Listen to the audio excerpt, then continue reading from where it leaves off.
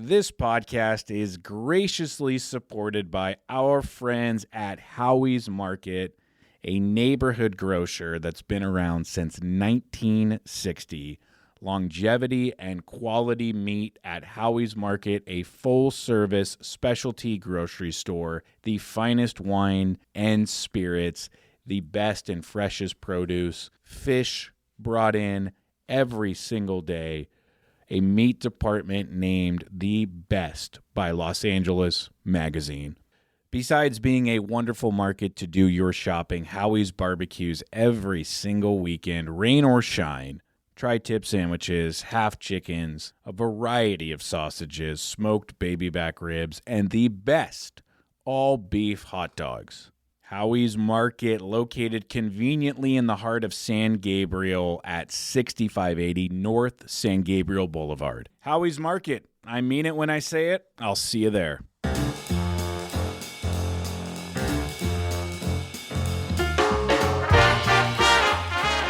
Ladies and gentlemen, welcome back to your favorite weekly iPod broadcast. It's The Fellowship by Nation Golf. My name is Adam Hawk. He is Ryan Engle. Thank you for joining us. What a weekend, eh? In fact, the federal government might say the weekend isn't over yet because apparently it's President's Day. Isn't that just something? I don't think I would have known it was President's Day if my kids weren't still at home when I was leaving the house today. But it's President's Day, and it begs the question, Ryan, who is your all-time favorite president? Oh, gosh, I don't know. Maybe Reagan? But George W., from a classic standpoint, the guy throws the shoe at him and he ducks. Right. Whether you like him or not, that puts him top five for sure. And see you in church? See you at church. I mean, that might be the greatest line of all time. See you at church. Saying that to reporters on the golf course, and we say this all the time, Adam. Everyone makes a big deal about the now watch this drive. Now watch this drive. Classic line, super cool.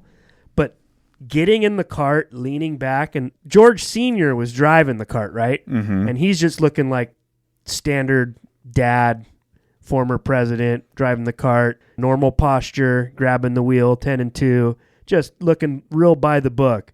And Junior's over there sitting down. I think his legs might have been crossed or he's super lean back and so cash. And then he just looks at these field reporters. See you in church. See you at church.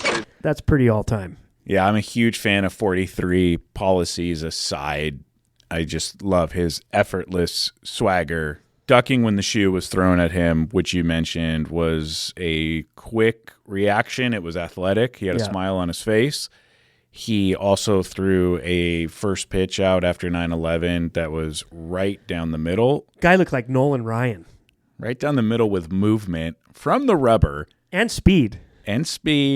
In a jacket. What's funny about the first pitch in baseball, this is a little off topic, it's crazy how many people are so bad at it.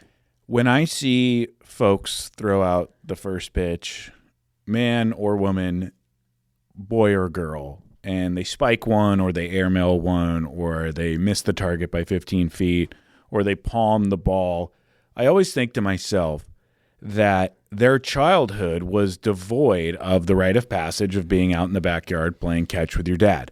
Yeah. Because you can tell really quickly who has never thrown a baseball before. And the indication of never having thrown a baseball before means you never had that moment out in the backyard with your dad. Right. It's like your dad just leaves early and goes to record podcasts on days off. So you're implying that I should stay home at 9:30 in the morning I'm not implying anything. play catch with my kids? Hypothetical. I never played catch with my dad at 9:30 in the morning. It was always when he got home from work. But I spent a lot of time in the backyard playing catch with my dad. Did you? Just the old pop of the mitt. Nothing like it. That's a big, big deal. It is. And I used to always want to throw pitches to him, and he didn't want to crouch down in the catcher's position. What dad does. No. So you know what he did? He would turn a 5-gallon bucket upside down and sit on that. It's a classic dad move. Sitting down on a 5-gallon bucket. I don't want to hurt my knees. Let me squish this hemorrhoid instead. Yeah, I was a big fan of 43 because of that swagger, because of the first pitch. Because, Ultimate swagger. It's just like an unconscious swagger. Yeah. Like he doesn't even know he has it. He's just doing it. Yeah, and I also love that he had this look on his face the entire time he was president What am I doing here? that said, I have just as much confusion about me being here as all of you do, too. Yeah, it was more like, I didn't really want this, but Dad kind of set it up for me, Right. and I'm doing him a solid. And you know what? I did it my way. You alluded to that impromptu press conference that he gave on the golf course, which has spawned a very famous scene in which he gets out of the golf cart that he's riding in with 41, his dad, gives an unbelievable, eloquent statement about terrorism in the Middle East, and then concludes it by telling the reporters, now watch this drive. We must stop the terror.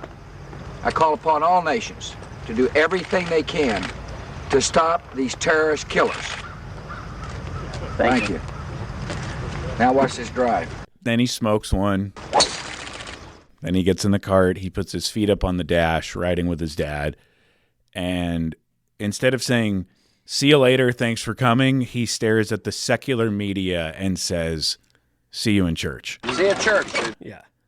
I'll tell you, the more I learn about the late, great Jimmy Carter, who passed recently, the more I really like the man. One could argue a far more impactful person after he left the office than when he was in it. Well, yeah, that's true because he was the worst fucking president of all time. I'm glad he did good after because he was an idiot when he was in office. Did well after. Okay. Let's pretend that Mr. Carter was still alive and you were faced with the ballot of voting for Joe Biden or Jimmy Carter. Oh, my God. That's a did not play. I'm missing that game. Can't vote for either one of those buffoons. Are you kidding me? I'm not kidding you because you referred to Jimmy Carter as the worst president of all time, and I've heard you call Joe Biden the worst president of all time. They're both very, very close. They both created economic harm, which hurts me. Glad Carter did a lot afterwards. Good for him. But for me, the damage was done. Were you suffering from an economic standpoint from 1977 to 1981? Yeah, because that's when I was born. I was born into his mess, Adam. I don't, but I'll take your word for it. Your thoughts? I just gave them to you. Okay. Okay. Is it President's Day like all the presidents, or is it the President's Day like this is Trump's day? You wish it was the latter. Oh, I wish. Okay. It's actually George Washington's birthday, and now I believe it encompasses a celebration of all presidents. Can you imagine just standing at the front of that boat, all buzzed in the middle of the night, just going across the river to just go kill some redcoats and start this whole thing? Fuck your T-tax. We're going to get you in the middle of the night. And I'm proud to All be right. American. This is some of the worst President's Day talk you could ever get on any audio medium, and it's not over yet. I do want to say, of all of the presidents, has any president given more to American pop culture and the media than Tricky Dick Nixon? This guy's botched wiretapping has spawned some great film and television. All the President's Men, Frost Nixon, White House Plumbers. Watergate was and still is a content factory. So I think on President's Day, as much as people hate him, you have to acknowledge that Richard Nixon has given a lot to the country. Plus, he was the best character of the dead presidents in Point Break in the bank robbery scenes. I'm not a crook. And the best mask. Very Bob Hope-like. Yes. The big chin, the big nose. We've talked about Point Break now 3 episodes in a row. Great movie. The movie came out in 91. It's getting a lot of play in 2025. I did watch another Keanu Reeves movie last night, Constantine. You know why old movies are so popular again? Why? Because new movies are trash. One thing I do like about movies that were made before the 2020s is the 90-minute film was a staple back then. You could watch a movie in an hour and a half. Now you got to sit down for 2.5, 3 hours just to get through one picture. It's a long time. It is a long time. I don't know about you, but because I have children, the way I watch movies is like the way an NFL game unfolds. Whereas 1 minute of game time in the NFL takes 5 minutes of real time, it takes me 5 minutes of real time to watch 1 minute of movie time. The amount of interruptions, pausing, stopping with kids in the house when you're trying to watch a movie, insane. Yep, I agree, brother. All right, we are coming off of Valentine's Day and the Genesis Invitational, two things that I participated in, but let's start with you, Ryan. 2 questions. What did you get your wife for Valentine's Day, and what did you guys do? We went out to a really nice dinner. She loves oysters, so I took her to a nice seafood restaurant. You know, Adam, when you actually go somewhere like a real restaurant for Valentine's Day, you have to book that like months in advance. Stop. What? Months? No, you have never in your life, and no one I know has ever booked a restaurant months in You advance. have to for Valentine's Day because they book up. Months in advance. You wouldn't know because you go to fucking Shakey's for Valentine's Day. What I'm trying to explain to you is when you book a reservation for Valentine's Day on Valentine's Day at a restaurant with actual demand, you have to do it months in advance. You're telling me you booked this restaurant November. in 2024? Yes. Bollocks. Swear to God. You really want to bring God into your lie? He's pulling out his crucifix necklace. He Swear to just God. kissed it, and he just looked at the sky. You did not book this restaurant in 2024. I booked it right after Thanksgiving. You booked it at most 2 weeks ago. No. And how dare you say Shakey's doesn't have demand? Every sports team under the sun is in Shakey's every day. How'd you get in? We'll get there. Okay. Okay. Okay. Okay. Yeah, we slurped down some oysters and had some craft cocktails. It was wonderful. What'd you get her? Just some flowers, a card, and a nice dinner. What is this, like fucking Christmas for a kid? I have to get a present? It's Valentine's. What'd you get yours? I got her loungewear. Loungewear. Yeah, sweatpants, sweatshirt. Night before at Target? Day before. Day before, that's what I figured. What does it matter when you get the gift? Just kind of shows your level of importance. So you I know? should have bought this stuff back in November of 2024. Did you throw it in a colored paper sack with some stuffing paper on top? Tissue paper? Yeah. I did. Okay. Wow, it's crazy how I got all this right. Crazy that I would Did you use get it at Target? I did. Wow. Right. Where'd you get your flowers, Ralph's? Right. Actually, you know where the hack is? You know where the best place to get flowers is? Trader Joe's. Trader Joe's. Yep. Good price and great selection. Flowers last a while from TJ's too. They're better than the flower shops. You go to the flower shop, it's like going to a snooty coffee shop. The gals there have attitude.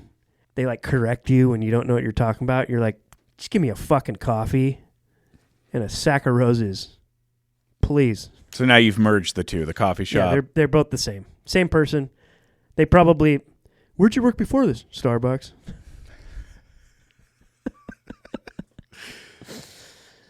Okay, good. Yeah. I worked from home on Friday, which was Valentine's Day, and I actually had quite a bit to handle before calling it quits.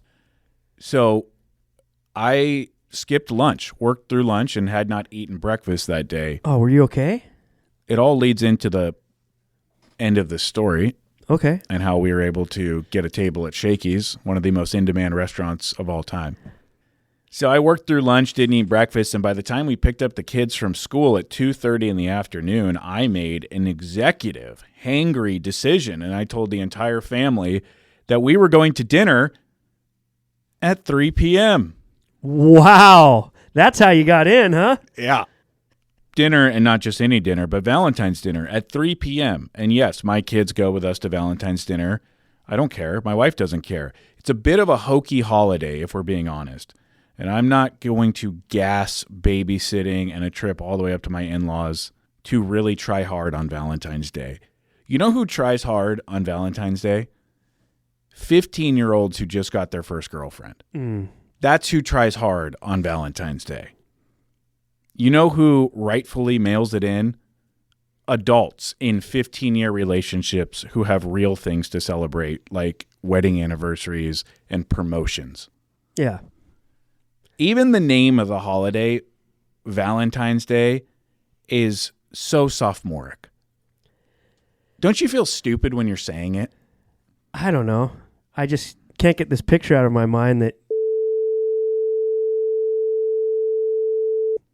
That'll all be bleeped out. And I mean from the very start of the sentence. Anyway, the entire family went out at 3 p.m. to dinner at Shakey's Pizza Parlor. If you've never been to Shakey's, you've got to go. I'd say you're missing out, but you're not. It's a 2.5-star chain pizza restaurant that is slightly more elevated than Chuck E. Cheese. Slightly. But they do the pizzas with the heart. That was pretty cool. I can describe Shakey's pizza, their actual pizza, in 2 words. God-forsaken. Is it bad?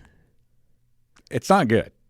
Wow. Now, will I eat it? Absolutely, because it's pizza, and even bad pizza is still good. Dough, sauce, cheese. Can't go wrong. I mean, what are you going to do? Not eat it? Right. I don't like it. But Shakey's is the type of place where their bad pizza is somehow more expensive than great pizza. Have you noticed that lately, how expensive pizza is now? It's also the type of place where their large is everyone else's small. You know how respectable New York-style pizzerias offer 18-inch large pies that are the size of a car tire? Shakey's sells large pies that are barely bigger than a personal pizza, and they're almost $30. Now, luckily, my wife, God bless her, is on their email marketing list as a staunch supporter of the brand, and she had some promotional coupons for heart-shaped pizzas, which we used. So if you're keeping score at home, Valentine's Day at the Hawk House is a family trip at 3 p.m. to a low-rent pizza parlor where we use coupons. Coupons. Coupons. Coupons. Really? Really? And this is tradition at this point. We've been going to Shakey's for heart-shaped pizzas on Valentine's Day for years now, and we love it. I make no apology. It is a fun, great day that we look forward to. A campy holiday deserves a campy dinner. I did come home and fall asleep around 8 o'clock. Nice. Woke up early to take the family down to La Jolla, California, also known as La Jolla, California, to the Torrey Pines Golf Course for the Genesis Invitational.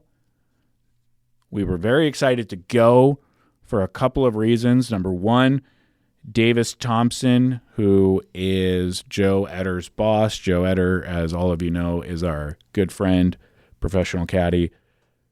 Davis Thompson was leading the tournament and paired with Scotty Scheffler on Saturday. So final group at an elevated event with the number one player in the world. And playing right in front of them in the group, just trailing the leaders, was Rory McIlroy, who my son Johnny loves. And why? Because of you? Because there's a video game that he plays called Rory McIlroy PGA Tour Golf. Because when Tiger fell off the face of the earth, they gave the franchise to Rory. Nice. Now, I thought to myself, okay, it's the Genesis. It's been moved to Torrey Pines. Very likely we are going to see small crowds because not many people from LA are going to make that hike. And the people in San Diego just had the Farmers Insurance, so maybe they've already made their one PGA Tour event trip of the year. And Tiger Woods withdrew from the tournament just days before it started. So I thought we might be walking into a ghost town that would be easy to get around, and boy, was I wrong. That's crazy because on TV, all the tents and seating surrounding the greens on most of the holes were freaking empty. Is that right? I'm sure there were people in other places, but from what it looked like on TV, it looked empty. Where we were following Scotty and Rory. Well, yeah, you were the leaders and Scotty Scheffler. Right. So it was packed, and we couldn't see anything, couldn't get into a flow. When can you see anything walking a pro tournament at Torrey Pines? You can see the back of a big eucalyptus tree. Yeah. You want to walk your ass off and see the least amount of golf possible? Go watch a pro tournament at Torrey Pines. Right. And you and I had done that before in 2021, I believe. Yeah.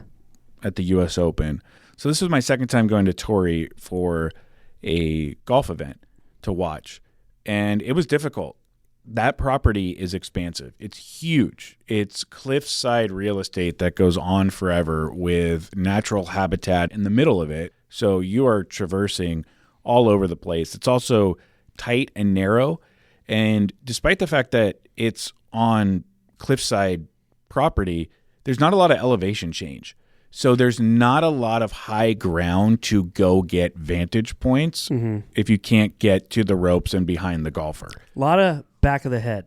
Very, very, very hard to see golf and to move around at that place. Hard to get in, hard to get out. And after we had done it, and I had a good time. I didn't have a great time. I had a good time. And I was towing 2 kids, and I knew that you and your wife had tickets for the next day, and you were going to bring your child, who is younger than my children. I texted you, and I said, I recommend you take a pass on going down on Sunday to the Genesis, because if I had tickets for Sunday, I would not have gone back. And I can say right now, Torrey Pines as a golf course, which I've played 4 times, twice on the north, twice on the south, and Torrey Pines as a pro golf venue, a place where I've now seen the U.S. Open and the Genesis Open. I've been there enough. I've played it enough. I've attended enough events. I will not be going back to Torrey Pines for quite some time, if ever again. So what you're saying is you're taking it officially off the bucket list and putting it in the cylinder file. Yes, and as I was declaring that I will not be going back to Torrey Pines for quite some time, I realized that the SCGA is hosting both the men's and women's amateur concurrently at Torrey Pines, and that I already have hotels booked and will be there for 5 straight days this summer. Besides that, I will not be going back to Torrey Pines. I rest my case on this. I've been there enough to say with authority and conviction that that place is overrated. Is it beautiful? Absolutely. Yeah. Great geographic piece of property. Yes. Awesome. But that's where that conversation starts and ends. Mm-hmm. It's not the greatest golf course. Last time we talked about it, I had said off the top of my head after playing the South Course that I think there is one hole that is not dead straight, and it's number 6 on the South Course, the par 5, dogleg right. I looked it up. I was wrong. There are 2 holes out of the 18 that are not dead straight. I realized this too watching it. There's so many unbelievable panoramic ocean views of that property and views down the chute looking at La Jolla Cove off in the background. And here comes the finishing hole for the championship, going up the hill, facing nothing, looking towards the void with your backs towards a nice view, and the most rinky-dink, shittiest-looking pond left of the green. The most unimpressive water hazard on a finishing hole of a championship golf course you will ever see. That hole is such a letdown for such a unbelievably picturesque golf course. And you finish just going, all right, let's truck up back towards this clubhouse and watch out for that little turtle pond on the left. It's real murky, you know? And it's like, cool. Okay, I guess it's over. Boy, that hole was ugly. Is 18 the ugliest hole out there? It must be. Dead fucking straight with a turtle pond left of the green. I think Torrey gets held in extremely high regard because on that very hole back in 2008, Tiger made that incredible birdie to go force the playoff with Rocco the next day. That's the putt, the circumstance, not the hole. Totally. But people will chalk that up to that being a great finishing hole because it produced a great finishing result. It was a great finishing hole for Tiger's career. Now, for the game of golf, it's not a great finishing hole at all. I think Torrey Pines, when you take the blinders off, really shows that it is a municipal golf course, which is cool. It's very cool that the PGA Tour and even some majors have been contested at a municipal golf course that is run by the city of San Diego. It's not a private country club. What do they charge for a Saturday 10 a.m.? I don't know, but I do know that a regular round at South is $300. I got to imagine. Regular. So like Saturday 10 a.m. I got to imagine that's way more. $450? I got to imagine. And if I use the term I got to imagine one more time, I got to imagine I'm going to punch myself in the face. Got to imagine that could be right. We've harped on Torrey long enough. All I can say is that I likely will not be going back to play there or to watch a PGA Tour event ever again. Yeah. Yeah. I'll say something positive about Torrey. I like that it's difficult enough that it's not a 25 under birdie fest. 9, 12 under wins that golf tournament. You're pretty much guaranteed in the 4 rounds as a professional, if you make the cut, that one of your rounds is going to be above your scoring average. That you can pretty much just ship that. Ship it. Shout out to Ludwig Aubert for winning. Clutch putt. Very clutch putt. And some might say that the high five Ludwig gave me on his way from 13 to 14 on Saturday is what propelled him to the win. You know what's funny? It just shows the attention span of the modern golf fan. The guy has a putt to win, and he makes it. He does a little fist pump, and the crowd just like, yeah, not even freaking out. They didn't even know. I came home from church on Sunday, and I had laid the groundwork the night before to my family. I said, when I get back from church, the golf will be on. Top dog share? The whole 9, and that's the bottom line because the top dog said so. So I get home. Right. And I turn on the golf. Right. It's the back 9. Right. I do what you do when you watch golf. Right. You fall in and out of sleep. And there is no better feeling in the world than on Sunday, sitting in the top dog chair, falling in and out of sleep while watching golf. It's like a lion just in the comfort of his own den. That's exactly it. Scratching his big balls. And just... So, opening my eyes here and there, getting enough information between the catnaps to know what was going on as I fell in and out of sleep. You know how that goes. You open your eyes and... Oh, yeah. What's up, babe? I didn't say anything, you stupid idiot. Stupid idiot. Oh, they're on 15. Maverick McNeely's leading by 2. Ludwig's making a charge. Let me conk out again involuntarily. Guess what happened? Ludwig gets to 18. I am sawing logs. I open my eyes because my body is trained when I'm watching golf falling in and out of sleep to wake up every couple of minutes to check in. And my son had turned on video games. Oh, my God. And I said, excuse me, please turn the golf back on. Quote, I'm watching that, end quote. And do you know what my family said to me when I said I'm watching that? You're sleeping, dude. They said, you're not watching it, you're snoring. To which I told them, whether I have my eyes glued to it and I'm standing up in front of the television 2 feet away or I'm in a chair snoring, I am watching that. I'm watching that. This is how I watch golf. Maybe. In and out of sleep. Okay. Do you think it is fair to tell someone they're not watching something if their eyes are closed and they're snoring while it's on? Yes. You're a dad. You really want to die on the wrong side of this hill? Can you blame them? Yes, I can. Okay. Okay. I told them the night before the golf will be on. They don't get to decide that I have to be conscious to be watching it. Okay. Okay. That's my decision. That's my prerogative. Look, you guys are both right. They have the right, if you're checked out, sneak in a couple games. And then when you wake back up, put it back on. No problem. It's your time. But I'm going to be turning this video game on every time you fall asleep. Both can be right. No, they cannot. Why? Because of what You're happened. out, dude. No, I'm not. You are. My body was trained to wake up when they got to 18, and I opened my eyes and saw a video game Your on. body has never been trained for anything.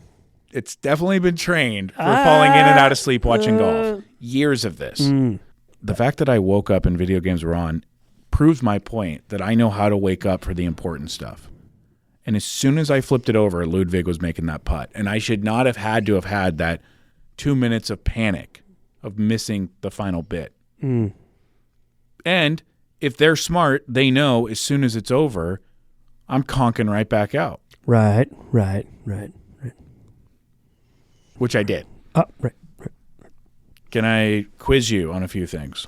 Sure. Of the 5 West Coast events, the Genesis, the Waste Management Open, the Pebble Beach Pro-Am, the Farmers Insurance, and the Bob Hope Classic from this year, how many winners can you name? Harry English. For which one? Fuck, I don't remember. Sepp Straka. Okay, for which one? I don't know. Okay. Obviously, Ludwig Ardberg. Ludwig Aubert, sure. You've got 3 of the 5. Really? Can't remember. Thomas Dietrich won the Phoenix Open. Oh, that was memorable. And Rory McIlroy won the Pebble Beach Pro-Am. Oh, yeah. Old front runner Rory. Boy, that was forgettable. Do you think that this was a memorable West Coast swing? I think the PGA Tour is in trouble. These tournaments, they lack excitement, enthusiasm. It looks like a corporate summit. They got their lanyards on. They're all staying at the Hyatt and getting their continental breakfast and walking out with their rollers, getting ready to go to their bullet point meetings. That's what these tournaments look like. They're snooze fests. And they're giving out way more money. That guy won $4 million yesterday. And no one seemed to care. How is that sustainable? I mean, it's expensive to put all that shit up. And if they're not getting the ratings on TV, how are they making that make sense? How is that event profitable? I would bet that it's not. That's what I would bet. But you filter in the owners of it, the exposure, the TV deal. There's cash moving around. But what if the people who are throwing the bucks at it finally go, what? This is stupid. I'm not throwing these bucks at it. So now you get smaller bucks thrown at it. Can this sustain with this level of excitement? I don't know. To your point, we've already seen Wells Fargo and Honda, 2 major blue blood companies, back out of their sponsorship deals of long-time tournaments. So they're clearly not seeing the return on investment that they used to. I would say without seeing their spreadsheet, we're speculating. If we're being honest, we can barely manage our own financial spreadsheet. The PGA Tour is in trouble. I think their product is declining. The interest is declining. They might have the money right now because they have those investment groups to make it look like they're growing. But look at these tournaments. Look at the turnouts. Look at the interest. Look at the TV ratings. Look at what it looks like on TV. Look at the excitement of the fans reacting to a winning putt. I'm telling you, they're losing right now. You're a golf guy. Yeah. No one likes pro golf tournaments more than you. Nobody. When you sent me that text, I screenshot it because I was driving to Monster Jam. I screenshotted it and sent it to Katie Kai, and she's like, oh, are we not going tomorrow? I was like, absolutely not. I was like, if Adam didn't have fun, no fucking way we are. I think what people want to view on their phones and on their televisions now, golf is not that. Right. We're coming into an era and an age where everything's moving so fast. Golf itself is so slow. And even when you edit it, it's slow. It's hard to tell anyone, sit down and watch this 30-minute YouTube of these guys playing against each other and trying to be funny in the golf cart with GoPros on their chest. If you can't see that there is a shelf life coming for that stuff, I don't know what to tell you. And that trickles down to everything because the only thing that's driving golf right now is this stupid creator YouTube crap. They're the only ones who are getting numbers. And I'm telling you right now, those are dwindling. I think a point that you're making that is really interesting is when hype doesn't match the product. And hype can be manufactured. Hype can be edited. Hype can be set to music. Hype can be shared. Hype is subjective. It's a feeling. And there's this show on Netflix called Drive to Survive. It is a show about Formula One. It is a reality show that blends the drama of people getting hired and fired, of drivers on the same teams not liking each other, of rivalries, of massive amounts of money changing hands, and of cars going very, very, very fast, very, very, very close to each other in very, very beautiful locations. And it's distilled down into 1 hour and shown in the highest produced way that no matter who you are and how much you knew about F1 before you started watching that show, it is the most captivating television you could see. And you are likely to make the jump over on Saturday or Sunday morning, waking up early to watch a race that you otherwise would not have watched if you didn't watch the TV show. Mm-hmm. And then you watch the race, and the race is 2 hours long. It looks a lot slower than it did when Netflix had a camera in the car, and there's no drama or yelling. There's no storyline to follow, and it's a bunch of cars going around a track for a really long time.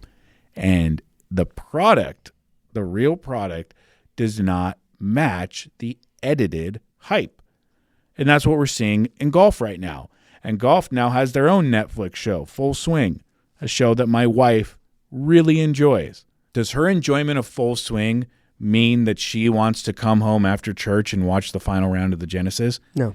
Absolutely not. You can't explain someone who doesn't know the feeling of standing over the ball and taking your time and focusing to try and execute a shot. Unless you did that, unless you're an actual golfer, you're not going to appreciate, enjoy, or quite frankly, put up with a pro's process of doing the same thing. Mm-hmm. You have someone watch Full Swing and you're like, come on over and watch this now. And you watch someone's routine. They're talking to the caddy. They go up to the ball. He's waggling like 48 times, taking his time, steps off of it, trying to wiggle and get comfortable, and then he goes and hits the shot. There's just too much nuance to bring this to a normal fan. And no one's going to sit through that in this day and age. No one wants it. So the only thing you can watch is this YouTube crap that's edited down, and even that is losing traction. Golf is not made for this. They have tried so hard for so long now to make this a mainstream thing. It is not. It takes experience. It takes someone showing you the ropes. It takes nuance. It takes years of doing it to appreciate it. That's just not how the general consumer is going to digest content. You're trying to make libraries and books cool. If you're not a reader, you're not going to get it. These people aren't readers. They're watchers. It's too far removed from what a normal sports fan can actually put up with. I'm going to go one step further.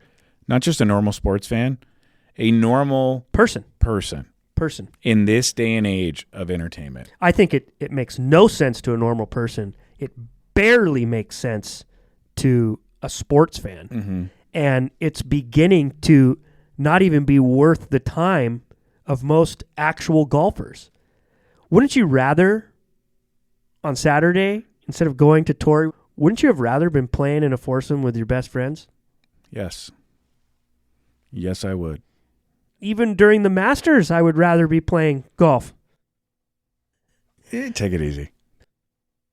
I've been told the best time to book a tee time, if you're absolutely willing to take your life into your own hands, is to book a tee time on Mother's Day. Oh, my God.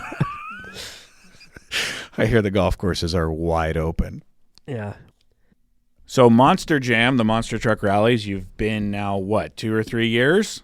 Yeah. And you went this Saturday? How was it? It's always fun because it's just low-rent entertainment. Loud noises and trucks driving around in circles, and it's fun for that. And they really cater towards the kids now. I would hope so. Which is cool. But that's what I like about it. It's really catered towards the kids. They're interviewing kids in between the downtimes, giving them toys, doing trivia for kids. That's why we go, because Palmer's tripping out watching, which is pretty funny. And all the kids have headphones on because it's loud as fuck. 2 questions for you. Yes. How much did that set you back? Because I looked into Monster Jam tickets. They're freaking expensive. I think it was $60. A ticket. Yeah. So there's I think it's less for the kid, though. There's 3 of you. let's call it $150. Say that her ticket was discounted $30. $150 on tickets. What is it to park? It was 25. Okay, so now we're at $175, and beers and food. That's a $300-$400 night. We got dinner before. I got like a $25 helmet of nachos. Did you save the helmet? Yep, brought it home. Angels? Yeah, You're a Dodger fan with an I am. Angel I just helmet? got it for Palmer. She can have it. She doesn't give a shit. Do you want to make some more noise in that chair? No one can hear it, Adam. No one can hear it. So that microphone that's right next to you is Yeah, it's a condenser mic. It just gets me up close. It doesn't hear the background noise. Okay. Final question on Monster Jam. Are you comfortable being a guy that goes to Monster Jam and critiques someone who goes to Shakey's? We're going to read some YouTube comments now. Again, you can listen to this podcast wherever you want. Apple, Spotify, your favorite platform. Come on over to YouTube to leave your feedback on the corresponding episode because that's where we gather all the feedback from. This feedback that we're going to read today from YouTube pertains to our last episode. You'll remember on last week's episode, Ryan critiqued Snoop Dogg for still being in commercials as an old man. Brett Patterson writes in, I would love to find the person out there who buys products based on Snoop Dogg's endorsements and what that closet looks like. Wow. I mean, not good. I'm a big fan of Brett Patterson, so I appreciated reading that comment. Zach Weber writes in, quote, I think I'm the only adult that still eats Nerds candy, but I don't watch football, so that $8 million ad they took out was a massive waste of money since their only fan wasn't even watching. Stupid idiots. Stupid idiots. Stupid idiot. I want to know why Zach eats Nerds. That is the worst candy ever. Nerds is just like a marketing genius. Mm-hmm. They're probably at the Skittles factory making the sour Skittles and like all the shavings fall on the ground. They're like, what do we do with these little nuggets on the ground from these shaven Skittles? Put them in a tiny box. Let's rebrand them. Shit came off the ground, dude. There's no way they made them like that. Stereo writes in, let's get some cameras in your studio. We want to see you guys do your thing. Yeah, I've been saying that for how long now, Adam? Final YouTube comment, Maximilian6561. Gentlemen, I just want to say from the end user perspective that the unprepared freestyle version last week was indiscernible from the previous iterations. I probably wouldn't have known had you not mentioned it. Hopefully this alleviates pressure from Adam and gets Adam some time back. Please don't quit the podcast. We love the podcast. Love it. Live it. He ran out. Live it. Love it. Ship it. Yeah. Thank you, Max. Appreciate you saying that. And thank you for listening. It really does mean a lot that people do listen to this. And hopefully we'll get it on video soon. And we'll see you next week. And we'll grow this thing. Have a great President's Day. Enjoy your time with your family. We're all back to the 4-day work week coming up, except us, 3-day work week. We're going to Indian Wells Country Club on Thursday.